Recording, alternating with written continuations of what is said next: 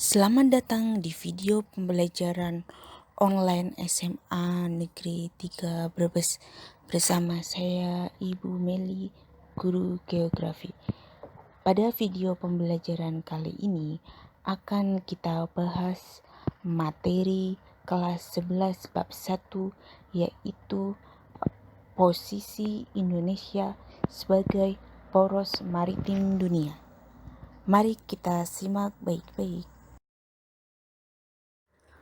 Posisi strategis Indonesia dibagi menjadi 4. Yang pertama letak koordinat, kedua letak geografis, ketiga letak geologis, dan terakhir letak maritim. Secara geografis, Indonesia berada di antara dua benua, Australia dan Asia. Indonesia juga diapit oleh samudra luas, yaitu Samudra Pasifik di bagian utara dan Samudra Hindia di sebelah selatan.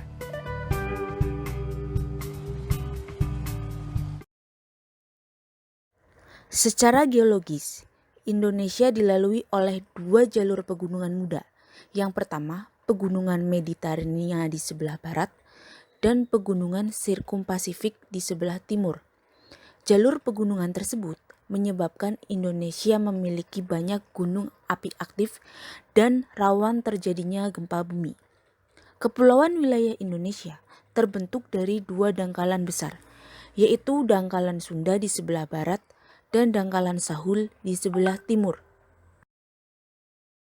Melihat luasnya wilayah perairan Indonesia, pemerintah terus mengembangkan potensi-potensi dan memanfaatkan kekayaan laut tanah air. Dengan menggandeng sejumlah kementerian dan lembaga, pemerintah terus mengembangkan sisi produktivitas perikanan, memanfaatkan keindahan alam bawah laut, dan tentu menjaga beragam potensi dengan serangkaian ikatan hukum.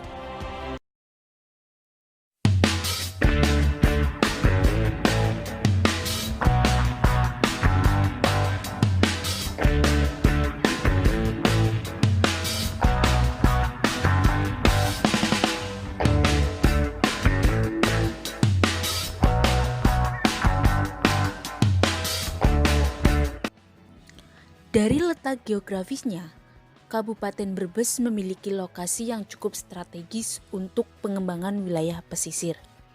Panjang garis pantai di Kabupaten Brebes sekitar 53 km, menunjukkan potensi yang sangat baik dalam sektor perikanan, baik perikanan laut, perikanan air payau, dan perikanan air tawar.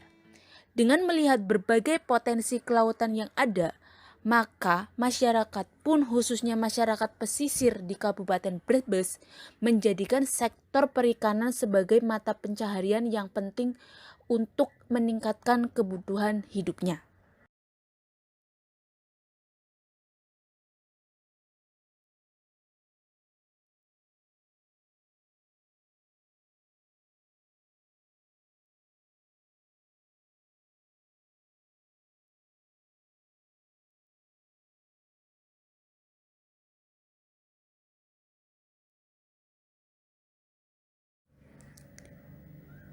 Berdasarkan data sumber daya manusia wilayah di pesisir Kabupaten Brebes, terutama di sektor perikanan dan kelautan, yang bermata pencaharian sebagai nelayan, itu terdiri dari 5 kecamatan dan 14 desa.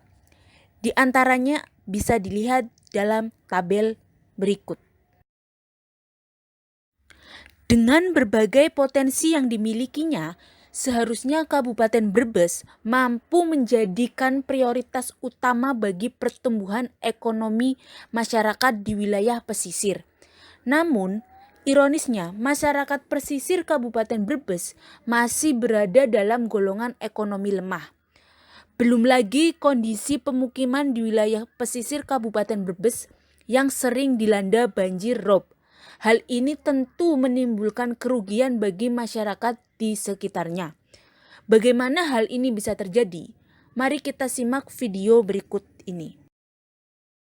Sedulur, di tengah pandemi virus corona, belasan desa di sepanjang wilayah pesisir Pantura Kabupaten Brebes justru diterjang banjir akibat rob.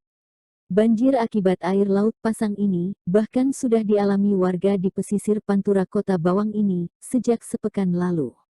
Akibat banjir rob ini ratusan rumah warga terendam. Aktivitas ekonomi warga juga terganggu karena akses jalan terendam. Ketinggian air banjir ini rata-rata mencapai 30 hingga 50 cm.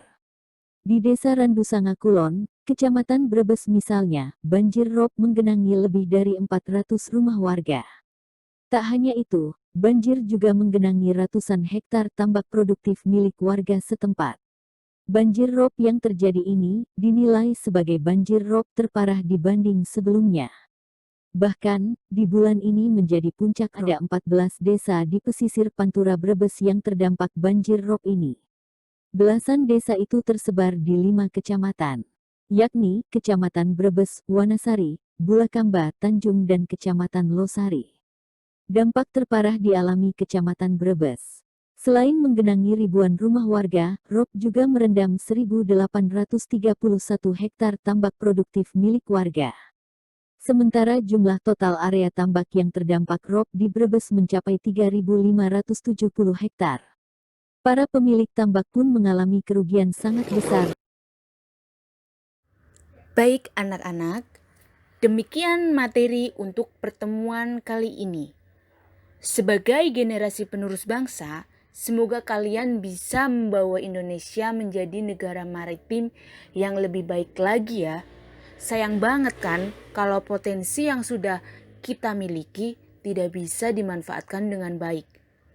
Sekian dulu pembelajaran untuk kali ini. Jangan lupa untuk selalu rajin belajar dan jaga kesehatan. Sampai jumpa di video belajar selanjutnya.